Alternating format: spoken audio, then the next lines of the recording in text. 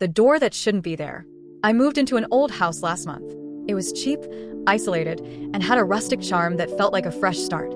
The realtor mentioned it had been empty for years, which explained the layers of dust and creaking floorboards. I didn't mind. I liked the idea of fixing it up. On my second night, I noticed the door. It was at the end of a narrow hallway, one I hadn't remembered seeing during the walkthrough. The door was old, far older than the rest of the house. Its wood was cracked and dark, with a tarnished brass handle that seemed to hum faintly if I touched it. I tried to open it, but it wouldn't budge.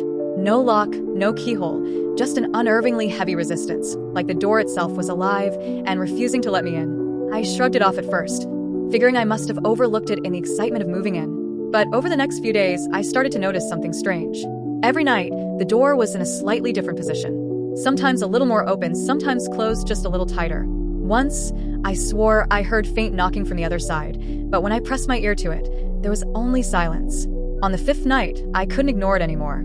The knocking started again, louder this time, rhythmic and deliberate. I grabbed a flashlight and stood in front of the door, my heart pounding. "Who's there?" I called out, my voice shaking. The knocking stopped. And then a voice. "It's cold."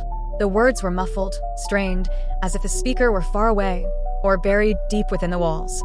Against my better judgment, I reached for the handle again. This time it turned. The door swung inward, revealing nothing but darkness.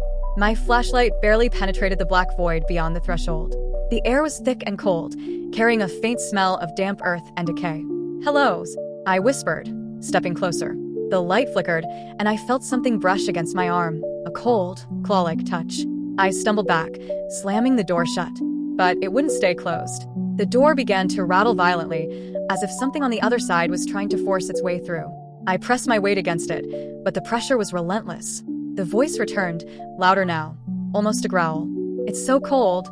Let me in." The walls began to shake, pictures falling to the floor as the entire house seemed to groan in agony.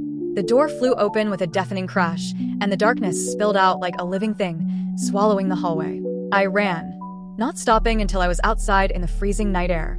When I turned back, the house was silent. The door was gone. I left the next morning.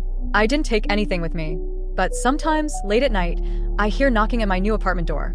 It's the same rhythm, the same deliberate beat. And when I look through the peephole, all I see is black. The voice whispers again, closer now. "It's so cold. Let me in." My little Sigma wolf, please like this Skibbity, Ohio video.